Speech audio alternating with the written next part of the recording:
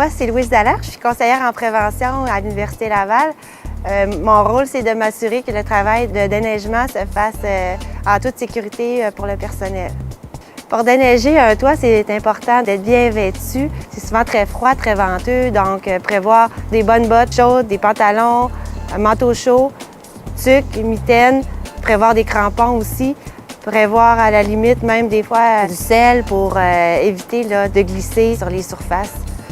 C'est important d'avoir le détail de la toiture avant d'y aller travailler. Il faut faire du repérage avant d'aller faire le travail pour identifier des endroits où on pourrait tomber ou accrocher des éléments qui sont plus apparents à cause de la neige, mais qui sont vraiment présents, qui vont nuire au travail qu'on va faire, briser le matériel ou faire des chutes qu'on ne s'attend pas dans, par exemple, un lanterneau.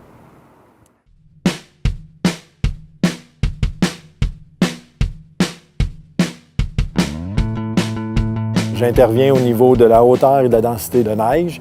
Je donne une priorité au niveau des toits à déneiger au niveau de l'équipe.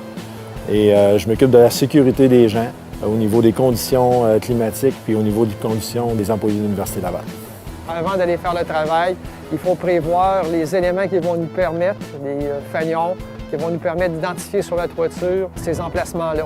Par la suite, il faut avoir une bonne idée de la dimension parce qu'il faut mettre une ligne, ce qu'on appelle une ligne d'avertissement, à 2 mètres du bord de la toiture ou de tous les endroits où on pourrait tomber, de façon à ce que les gens n'y aient pas accès pendant le travail.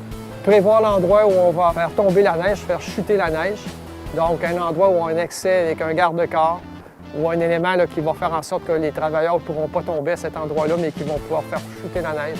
Au sol, voir l'endroit où on va faire tomber cette neige-là, délimiter cette zone-là pour que les gens, les passants ou les gens qui peuvent circuler au moment où on va faire le travail n'aient pas accès à cette zone-là. Identifier idéalement, donc prévoir une pancarte pour ça. Je m'occupe du déneigement des entrées et des toitures. Je m'occupe que le site du déversement de la neige est sécuritaire. Au niveau de la signalisation, au niveau des tréteaux. En haut, même chose, que tout est correct pour que ça soit fait sécuritairement. Puis après ça, on passe superviser les gens au niveau du déneigement. Pour effectuer le travail, habituellement, les gens utilisent des pelles, en fait des chariots. Ces chariots-là, c'est suffisant pour faire le travail. Il peut arriver que pour l'accélérer puis pour faciliter la chose, maintenant, ce qu'on voit, les gens utilisent des souffleuses. Tout le temps qu'on peut les faire monter sur le toit, c'est un moyen de faire le travail un peu plus vite, qui soit moins pénible pour ceux qui vont faire le travail. Pour planifier ces travaux, il faut informer et former nos travailleurs et il faut les superviser pendant qu'on fait le travail.